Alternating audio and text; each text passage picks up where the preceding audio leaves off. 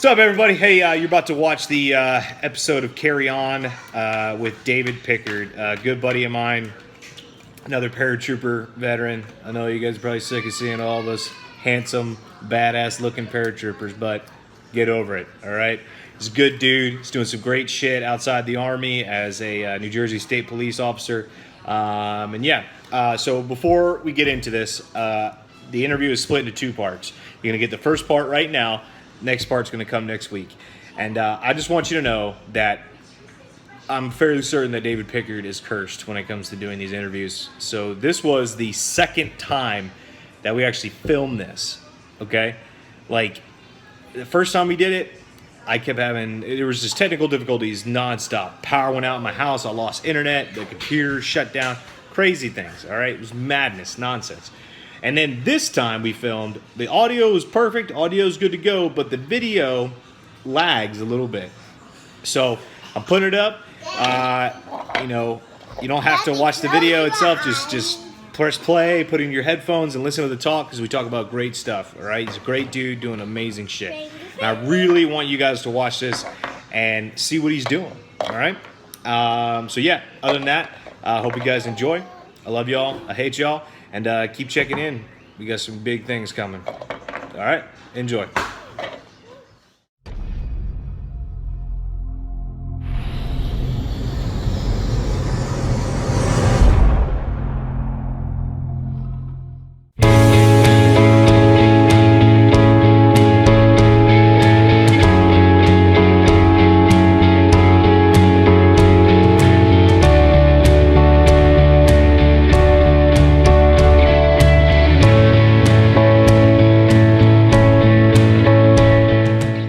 What's up, everybody? Welcome to another episode of Carry On. Today, I have a very special guest, my good friend, comrade in arms, fucking all-around amazing drinking buddy back in the day, David Pickard. So, what's going on, everyone? So, hey, buddy, just introduce yourself. Give me a brief background of who the fuck you are, so everybody can get to know you. Yeah. As you said, we comrades and drinking buddies from the days of old. Yeah. Let's see. I joined the Army in 2007, coming up on 10 years of service now between active and guard. Mm-hmm. Did some time in Alaska, and then I went down to Fort Bragg in North Carolina. I was a paratrooper my whole time, active duty, 2 deployments, both Afghanistan. Got out in 2014, went and did the guard thing, and now I'm a cop. Cop. Fucking Yeah. Police 5-0. Okay, so you already said you're in the Army combined for 10 years. So let's talk about the deployments, man. Where and so when and where did you go? All right, I did my first deployment was March 09 to March 2, 2010. Went to Paktika province, Afghanistan. Good old Wazikwa. Yeah, Wazikwa, the Kwa. And then the second one was February to September of 2012. And that was not too far away in Ghazni. Okay. I was at Fob McCore. Now, those are my 2. 2. I mean, 2's enough, man. Shit, 1 is enough sometimes. Yeah. Let's talk about the first deployment, man. Wazikwa, good old 501st Geronimo. That deployment was, at least in my opinion, pretty interesting with good old Bergdahl fucking bouncing right in the middle of it. You know what's funny? I ask people about it, like people from the guard or even just other guys who served in the military and stuff. I'm like, hey, remember that guy Bergdahl? And they're like, no, I never heard of him. What? You never heard of Afghanistan's only POW that was captured for 5 years? Yeah. Never heard of him. The longest surviving POW in GWAT history, at least. GWAT. Yeah, you never heard of this guy? Like, oh, okay. But yeah, that was, that whole situation made that deployment interesting. Yeah, man. But let's see, we were there for a year, 12 months. It's a long time, man. I did that 6-month deployment, and that a year is a long time. Yeah, man. I look back on that, and because my second one was about 8 months, but that first one, 12 months, man. I look back on that, and it's like, holy fuck, man, a year. That was a long ass time, dude. Long time. Yeah, I mean, and I pity the guys who back in the day did like the 15-month fucking tours and shit. Like, 18 months, oh I my think I heard god, once. oh my god, like how do you? Holy shit, man, 12 months was rough. Like how do you sit there almost 2 years just fucking, just sucking? Fuck. Crazy. Okay, so on our first deployment, man. Um, Speaking of Bo, I don't know if you recall, like when we first got there, um, they were first trying to introduce the Karzai 12, right? The Karzai's new rules for soldiers in Afghanistan, and I remember, man, when we first showed up, it was kind of weird because it was like, okay, we got to put on the kitty gloves and be all nice, and it wasn't until after Bo bounced that it went back to fucking cowboy rules, man. Like that's when we actually started, you know, kicking ass and fucking, doing what I always envisioned fucking we'd be doing there. Yeah. You know. I mean, another thing was when we first got there, as ISAF forces, we were allowed to, we were still allowed to conduct raids. We were still allowed to operate at night. And then, that whole thing, once the whole thing with Karzai's rules came in, he implemented those. Only special operations are allowed to do raids. Mm-hmm. Only special operations were allowed to do stuff at night. And remember, it was kind of just like we would just hunker down at night, do our little wagon wheel, Yeah. trucks, and then wait till morning. We just couldn't operate anymore. Oh, they're getting handcuffed and I don't know if you experienced that on your second deployment, but I definitely did on my second deployment where like American forces, ISAF forces, we got fucking handcuffed, and we couldn't do shit. So tell me, because I know your second deployment by and far was way more intense than our first one, and that's where your epic picture um of you just being all around badass, that was featured in Army Times and all that other shit. That's where that came from. So tell me about the second deployment then. Yeah, I'll tell you what, the second deployment, made Waziqua look like Disneyland, bro. Yeah. It really did. I mean, shit, we had sidewalks at Waziqua. Yeah, we had the little metallic platforms we put down. Yeah, there's a basketball court there. Good times, shit, though. yeah. I missed that place. February 2012 is my second deployment, and you'd figure 11 years into the war that everything was established, and it was just the daily rotation. Like, all right, one unit goes out, new unit comes in, and we just pick up where they left off. Yeah. And it wasn't like that at all. When we came in to the area between Fob Ghazni and Fob Warrior, that was relatively untouched by American forces in like almost 6 years. So we were actually out there. We were building fobs. I think my brigade built like two fobs, like from nothing, from scratch. We showed up, and it was just a square of HESCO walls and just mud, knee deep mud, and we were just trudging around through this shit, just like building platforms and building tents and building our guard towers and shit. Jesus. So even just that, like, like I said, we had we had sidewalks in Waziquan. Yeah, we had it. We had a gym at Wazi. Shit. Yeah. When I went to when I showed up in McCore in Ghazni, man, there was nothing. And you would think that late into the war, we wouldn't, especially considering that only a couple years after that time, we started closing shit down. I mean, you think that late in the game, we wouldn't be in the business of building fucking new outposts anymore and shit, you know?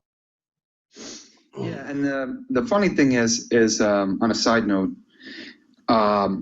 we got back at the end of 2012 and around September. February of 2014, a little over a year later, my unit went back to the same area and they started closing all those FOBs down. They closed down FOB Warrior. And I had a buddy from my platoon that was telling me he went on his third deployment with the same company. He told me, he's like, if you remember FOB Warrior in 2012 when we were there, he's like, it was a ghost town compared to what it was when we were there in 2014. He's like, we went there to shut it down. Because when we were there, it was busy and thriving, and they were the battalion, that was my battalion FOB, and they were just doing operations out of there, and there was some SF teams operating out of there, and the SEALs and SF had a compound outside of FOB Warrior, and they were just getting it all the time out there. And he said, yeah, it was like a ghost town. Oh shit. And I noticed that myself too in my second deployment because there were a few cops and FOBs that we were tasked with helping, pull security and shit while they closed down. And I was down in Kandahar though, and they were it's a creepy fucking weird thing, man. Like you go onto these FOBs that you could tell used to probably have at least a battalion size, element there, and there was a couple FOBs we went to that there was like maybe a platoon of fucking like engineers there fucking closing it down, and so there's just rows of just empty tents and just fucked up shit, and it's just like holy fuck, man. Like what always affected me was like thinking like God, there not too long ago dudes spent a whole year in that fucking tent, living their lives, and like man, like you said, it's a fucking ghost town. It's creepy ass shit, man. Yeah, it was crazy. I mean, so when we got there in 2012, like I said, there was no U.S. presence in the area for like 6 years, and I think that was like in 2006. The 101st was there, and they kind of, from what I heard, that they kind of just got run out because they took so many casualties, so they just pulled everything out of the area. And then in 2012, they put us in there. And they pretty much just told us, like, go in there and do work. Because they had the Polish army that was mainly operating in the Ghazni province. Mm-hmm. And that was really, it was just the Polish army and the Afghan forces, and they weren't really doing much. Yeah, I remember you saying that. Like, they were just kind of fucking... didn't they have like a deal with the local fucking bad guys? Yeah, it was like, it was like the Polish army, they were just going to stay on Highway 1 and, you don't fuck with us, we don't fuck with you type of deal. And, they rarely ever got hit, and they just kind of convoyed back and forth from Warrior to Ghazni, just doing their thing. And, it kind of seemed like strange because it was like, oh, maybe there's not that many enemy in the area. Yeah. I remember the first operation my company did in the area. It was in early March or mid-March, and I think they got like 16 dudes. When they did their battle damage assessment after this ridiculous fight, they had 16 bodies, and they were telling us they were telling my platoon when they came back, they said, dude, these guys had, like all their clothes on, like coats, like they had backpacks and shit. So I think they had just come from, over in Pakistan or something, or they were just traveling. Yeah. Coming to the area to reinforce, the Taliban or whatever cell was in the area. That's fucking nuts, dude. It blows my mind, man. Like, holy fuck, dude. And you were telling me, um, like that, you guys were running into fucking Chechens, right? Yeah. Holy Yeah. fuck. We were running into Chechens throughout the time there. There Jesus. was some pretty decent fighters. Which, for those of you watching, if you don't know who the fuck Chechens are, these are white motherfuckers, like what, straight white dudes from the Baltic states, and and they come down to fucking Afghaniland just to join in the fucking the jihad. Just to slug it out, man. Fucking heck. I'll tell you, there was an incident one day. There was a guy. He must have been up on a roof somewhere, but it was 3 shots, 3 hits, and it was very rapid. It was like boom, boom, boom, and 2 guys got hit in the side plate. 1 guy got hit in the chest. Jesus. Yeah. For those of you who know, man, Afghanis don't shoot that good. Yeah. No. This guy was just fucking spot on. Dude probably had some training up in the Baltics fighting the Russians. Yeah. Holy fuck, man. Okay, so your second deployment, man.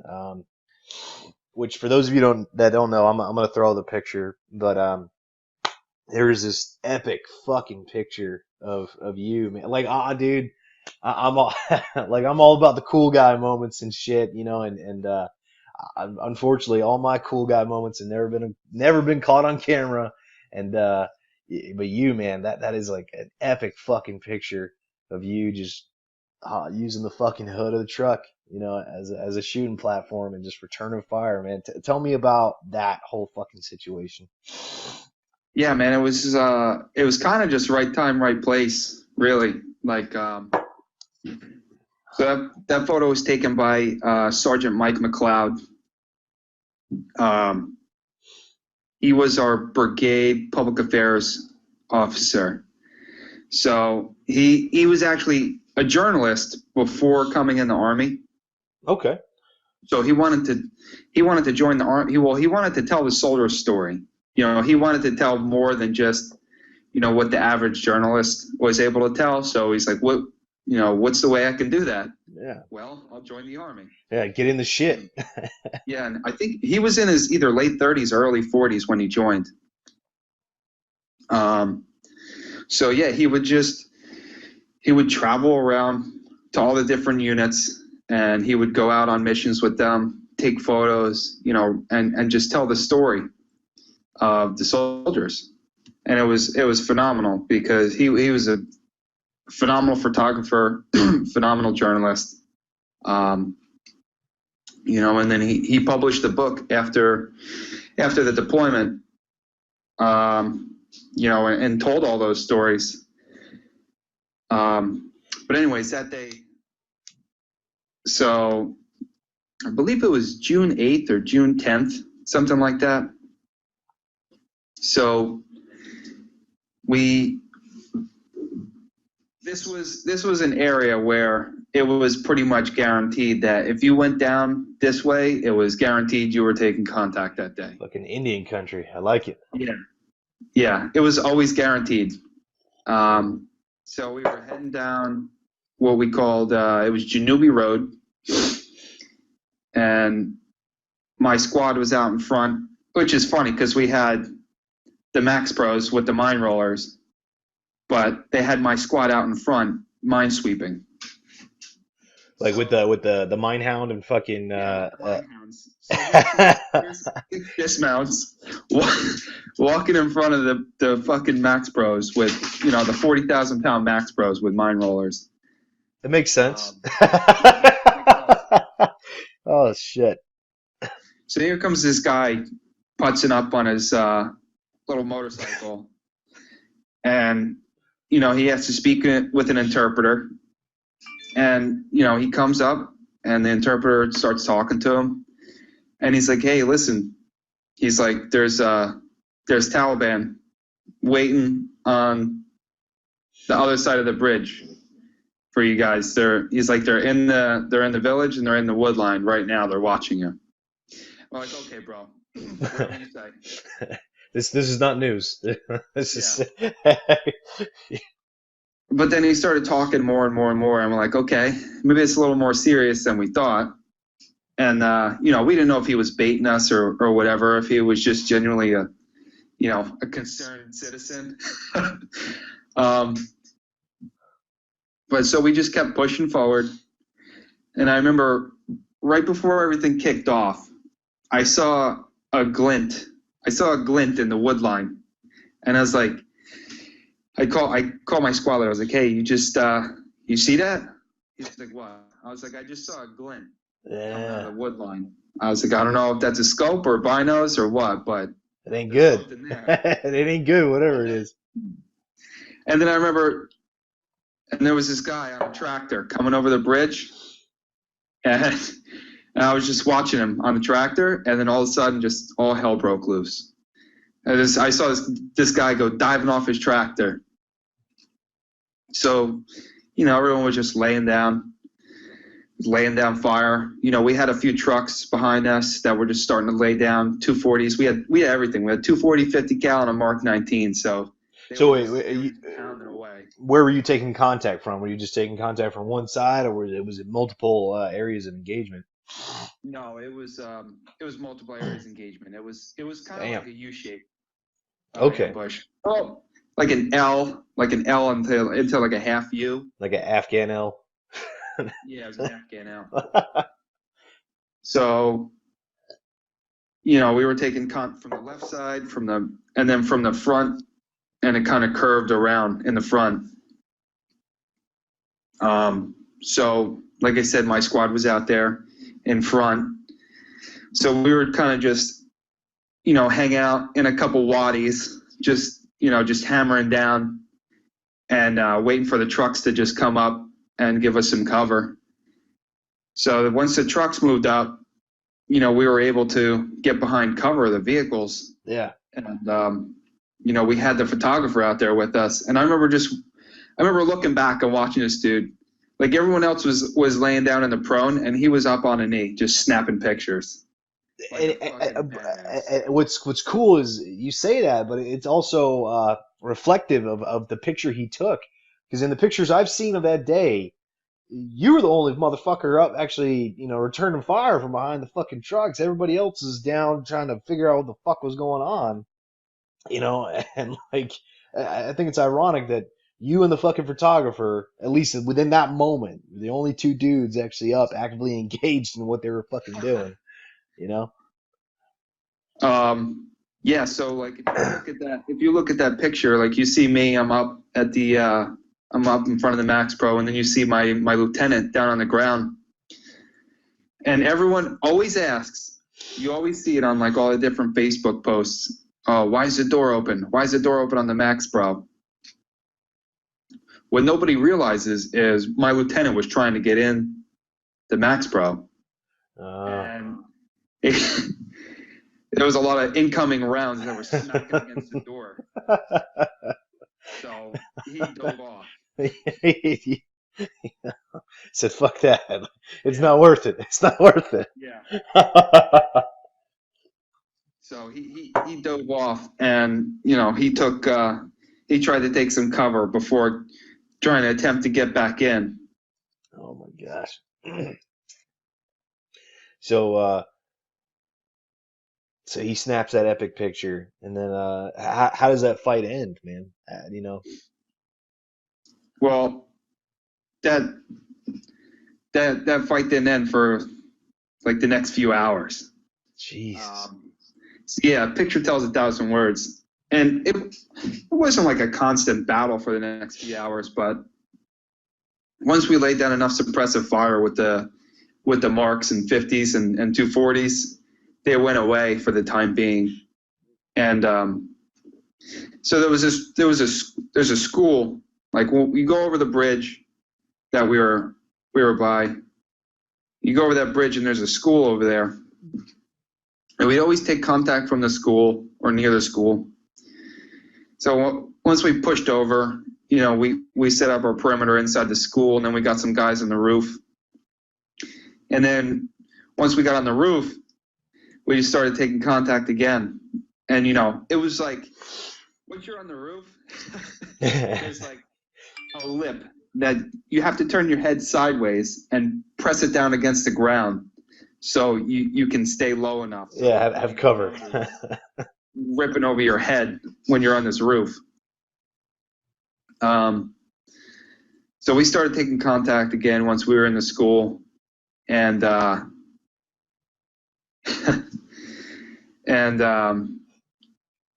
we sent another patrol out to try to get into the village, and we just kept trying to penetrate all day. And it was just, after that first initial firefight, then it was just a lot of sporadic gunfire. Just a fucking, just slugging step by step, trying to fucking get through it all.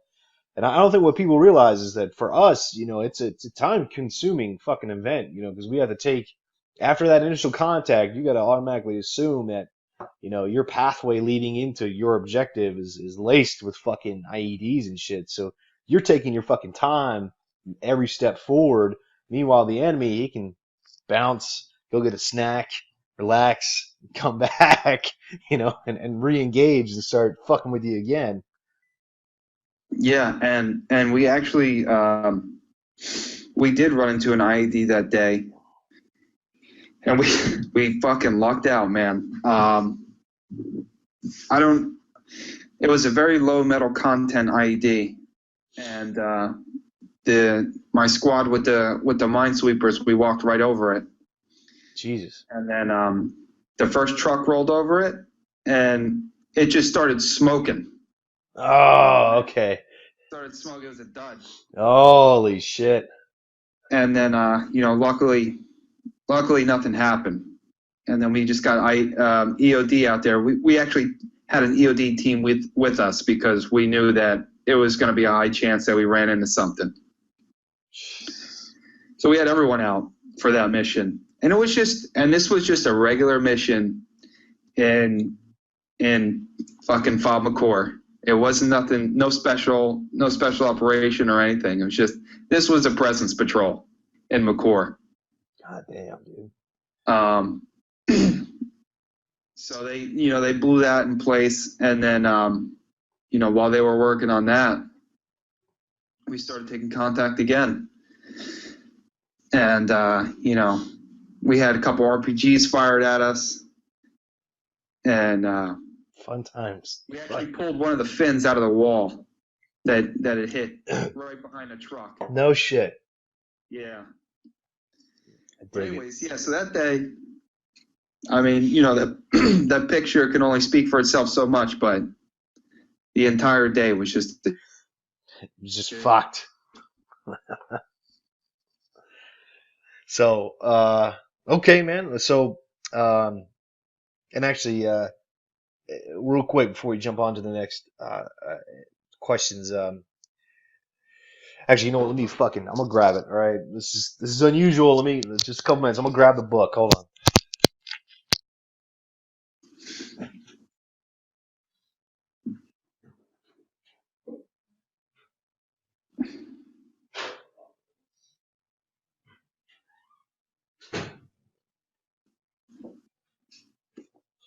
Boop. All right. back. Okay, so if you all are interested, the book is called The Brave Ones. Okay, by Michael McLeod. I've been reading through it. It's good shit. You weren't kidding. McLeod, he definitely was a journalist before he joined. Because, the guy's ability to write is fantastic, dude. The dude's on fucking point. But I'm going to post a picture up, but just so you can see, he's got a lot of his photos in the middle, too, including...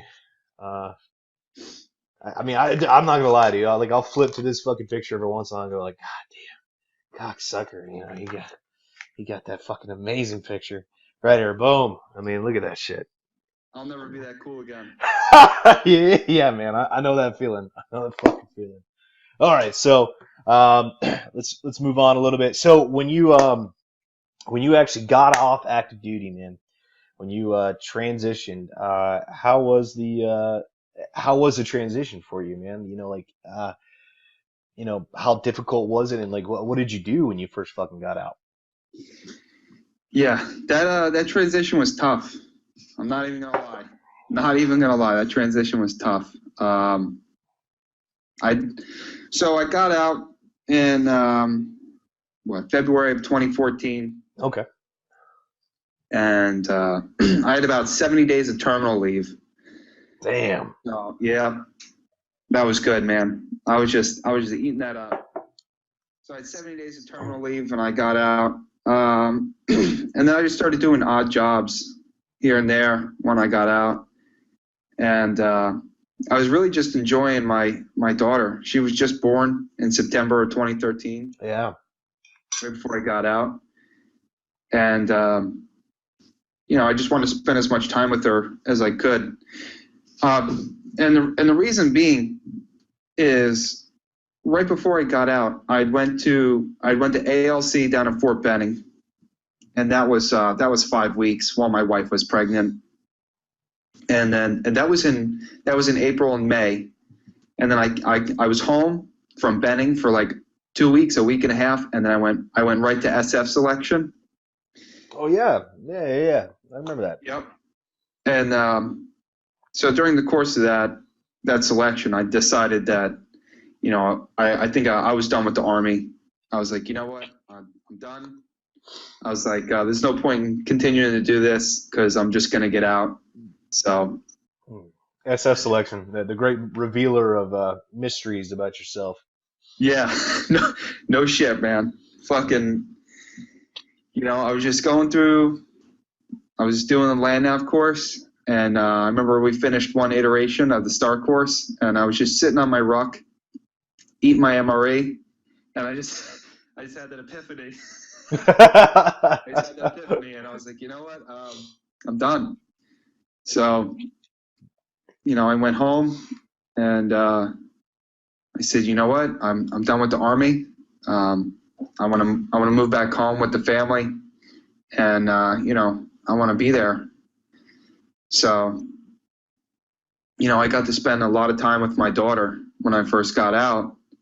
We took a walk to the park every day. We sat on the grass in the park, and I got to read books to her and shit. Hell yeah. If I didn't get out, I would have been balls deep in the Q course, and I wouldn't have got to spend that time with her. So that was really a big motivation of mine. Fuck yeah, man. But other than that, so I was really just bouncing from job to job. I did a whole bunch of stuff. I was a fry cook. Yeah, I like that, dude. I don't know why, but that motivates me, man. I love that. Yeah. Let's see. I worked for a funeral home, picked up dead bodies from hospitals. I carried caskets. What else did I do? I worked at like a security monitoring center. I did a semester at college. And some other stuff, some other odds, construction. All kinds of shit. Just fucking, you were just tasting. You're getting out there and you're tasting all the berries. Yeah, man. So I just did that stuff to, fill my time, make some extra cash, and just try to get as much time with my family. Okay, so when did you decide on law enforcement, and how did that go? Oh, good morning. Here's my. Hey, sweetheart. You just woke up. Aw, you look super pretty though. Yeah. Aiden's not awake, so if he was, I'd break. Yeah, oh, he's. Wow, late sleeper, huh? Well, man, he stays up later than me. You did he? Oh my Yeah, God. man. I don't know. He's a night owl, man. He's a Viking. Yeah, she stays up late. Too. These kids, man. So yeah, no, I always knew I wanted to, do law enforcement. My uncle's been a cop for about 20 years. Okay. I had a lot of friends who were police officers. Back where I grew up in New Jersey. While I was in the military. So I kind of felt like it was, kind of like a natural next step. Yeah. So I took a bunch of tests when I got out. Took a few tests, applied to for a few different places, and then I finally got hired for the New Jersey State Police, and I went to the academy in August of 2015. Okay. I finished in January of 2016. How was the academy for you? Like, because I looked at that, as a possibility, and I was like, I mean, it can't be harder than anything that I fucking did in the army, Well, I can only speak for my academy. And how was it? It was probably one of the hardest things I've ever done in my life. Really? No shit. Yeah. No shit. No shit. And the reason I say that is because it was 6 months. It was 6 months, and I lived there Monday to Friday. I got there Monday morning, and then I went home Friday night. And they just smoked the dog shit out of us pretty much for 20 weeks. God damn. So it was like going all the way back to fucking basic training and being Joe again. Yeah. Well, that's the thing. I mean, I've done stuff that was harder in the military physically, but stuff in the military, it's only, unless you're going to Ranger school, stuff's only like 2, 3, 4 weeks. Yeah. But this academy was 26 weeks. God so damn. 26 weeks of my life, I was just getting crushed. God damn. And not only that, we had to learn a lot of law. We had to, academically and physically, and you're just exhausted for 26 weeks. And that has to be such a weird training, because I thought about that too. Like, you spent so many years in the military, and you make it so far in your rank that, like, the idea and concept of getting smoked and getting treated by a Joe again, I mean, that's like a foreign fucking concept, and like that had to just like, that had to be a real like culture shock for you for the first few weeks at least, right? That was tough. It was tough. I remember my first week, we had 12 people quit. 12 people quit the first week, and one of them was a Marine who was a Purple Heart recipient, and he said, "Fuck this shit.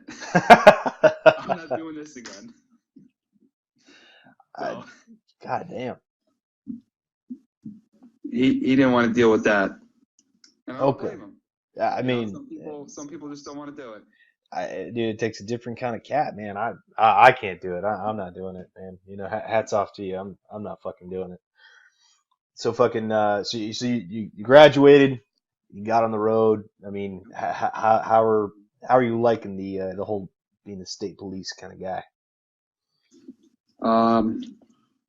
It's a fun job. It's fun. Yeah. Yeah, nothing's the same. I mean, you do the same stuff. You patrol the same area, but you never know what the hell you're going to run into. Every situation is different. So, I always, I vowed to myself, I never wanted to sit in an office, after being in the infantry for, 8 years. Yeah. By the time I got out, by the time I got hired, I was like, I know for a fact I'm not an office desk guy. Yeah. It's like I would rather be outside, doing something, and that's why I did construction for a while. But I come in, I get to grab my car, and I hit the open road, man. And you know, It's fucking having that sense of autonomy, man. It's gotta be nice. yeah, it's good. It's good, you know, because you're really your own. In a sense, you're your own boss. You Yeah. go out and you make your own work. You know, try to find the crime, man. Go. One of my soldiers. He was a cop for a little bit before he joined the army, and what was the term he used? He used the term beating bushes. You know, Beating he's bushes? beating bushes. You go out and you kind of like beat bushes, looking for the crime. That's a good one. I think I'm going to use that one. Beating bushes. Beating bushes, yeah, looking for the issues.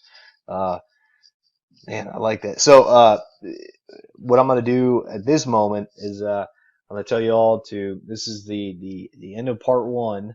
All right. So, because this is gonna be a long talk. I mean, I love this fucking dude, and I want to get into the nitty gritty about some other shit here. So, we're gonna cut this one off. Okay. Tune in to part two. All right. Next week. I'm sorry. I'm gonna make you fuckers wait. Sucks to be you, but turn into part two next week, and we'll carry on. We'll get into the nitty gritty about his plans for the future, law enforcement, and then his recommendations for you guys getting out, and then the popular question of good and bad experiences in the army. So tune in next week. I love you guys. Hate you guys. Shit'll buff out.